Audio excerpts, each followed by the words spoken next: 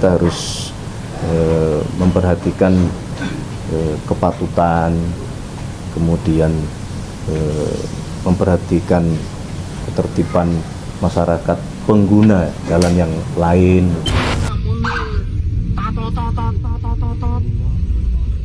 Media sosial diramaikan dengan gerakan yang meminta pejabat dan pengguna kendaraan untuk tak menyalakan sirine, strobo, dan rotator ilegal di jalan. Gerakan yang diberi nama Stop Totot Ukuk ini berawal dari kemarahan masyarakat yang menggunakannya tidak sesuai peruntukan.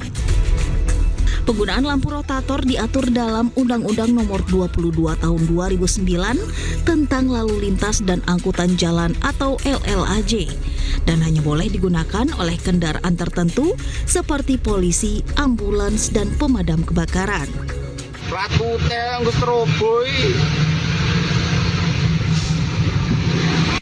Penggunaan rotator pada mobil pribadi adalah ilegal dan dapat dikenakan sanksi tilang atau pidana 1 bulan dan denda Rp250.000.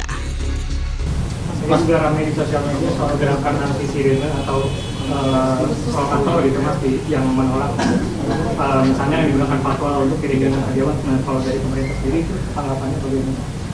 Ya, yang pertama tentu kami Kementerian Sekretariat Negara dulu juga sudah pernah membuat surat edaran kepada seluruh jajaran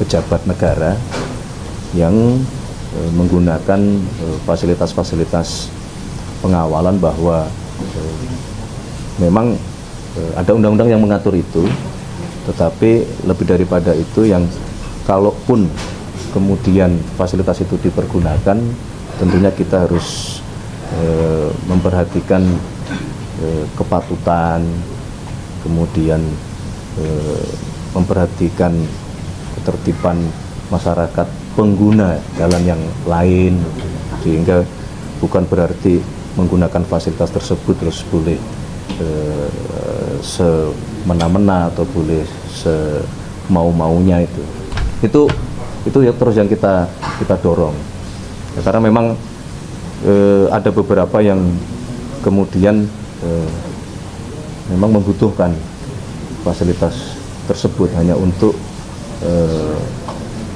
efektivitas waktu, tapi sekali lagi yang bisa kita lakukan adalah terus-menerus kita himbau bahwa fasilitas-fasilitas tersebut jangan dipergunakan untuk sesuatu yang melebihi batas-batas kewajaran. Tetap kita harus memperhatikan dan menghormati pengguna jasa yang lain. Sebagaimana saudara-saudara perhatikan juga Bapak Presiden memberikan contoh itu bahwa beliau sendiri di dalam mendapatkan pengawalan di dalam berlalu lintas itu juga sering ikut bermacet-macet, kalaupun lampu merah juga berhenti ketika tidak ada sesuatu yang sangat terburu-buru harus mencapai tempat tertentu gitu. Semangatnya itu.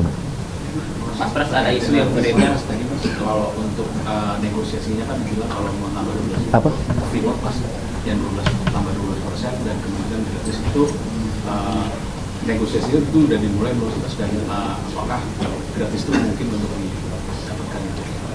Pembicaraan memang sedang berlangsung, tapi untuk lebih jelasnya menurut pendapat saya mohon ditanyakan ke Pak Rosan sebagai Menteri Investasi atau kepada Pak Bahlil sebagai Menteri SDM.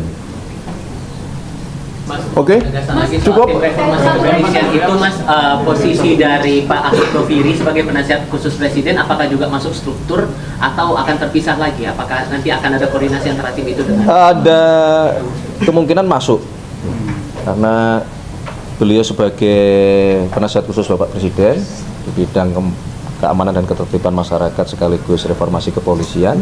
Nah, ketika nantinya akan dibentuk komite reformasi kepolisian, ya sewajarnya kalau beliau akan masuk bergabung di dalam tim tersebut. Mas, terakhir ini Mas dari saya. soal ini. Ganti dari yang lain. Dari dia. Ini kan lagi disorot juga nih Mas terkait penangkapan salah satu perusuh di Jawa Timur yang salah satu bukti penyitaan itu buku-buku yang paham kiri dan terkait paham kiri, dan salah satunya ada buku dari Prof. Franz Magnus. Itu juga ada yang disita oleh polisi. Nah ini kan disorot media sosial, publik netizen karena kenapa buku-buku itu tuh disita, maksudnya gitu. Apakah ada sebenarnya larangan terkait nggak boleh melarang masyarakat membaca buku tertentu? Aku belum monitor, nanti aku ini dulu ya. Tapi kalau larangan membaca buku ya tentunya kan tidak ada. Mas, cocokologi Mas, dari 3 reshuffle itu kan selalu ada unsur 8-nya Mas. Yang pertama kan 19, yang kedua kan 8, yang ketiga kan 17. Nah itu emang disengaja atau gimana? Waduh, aku malah baru tahu ini. Minta tolong nanti ini ya dikirim penjelasannya. Aku malah baru tahu hitung-hitungannya ini. Yakin baru tahu. Ada lagi? Cukup ya. Kemarin Prof. Yusril mengusulkan ada revisi undang-undang partai politik parpol. Ini karena melihat Prof. Yusril. Oh, Prof. Yusril, siap. mengusulkan revisi undang-undang parpol karena sistem saat ini itu lebih mengakomodir mereka yang punya modal besar dan selebriti gitu Mas. Di satu sisi menutup akses bagi mereka yang kompeten. Nah itu emang apa ada dorongan pemerintah untuk merevisi undang-undang revisi parpol, terutama soal kaderisasi partai? Menurut pendapat kami, apa yang disampaikan di publik berkenaan dengan masalah sistem pemilu kita, revisi undang-undang pemilu kita itu sebenarnya kan bukan sesuatu yang baru juga. Jadi di masa pemerintahan sebelumnya juga itu sudah sempat dibahas juga gitu. Kemudian di beberapa forum partai-partai politik juga menyampaikan hal tersebut itu, sehingga kalau memang itu menjadi sebuah wacana, menjadi sebuah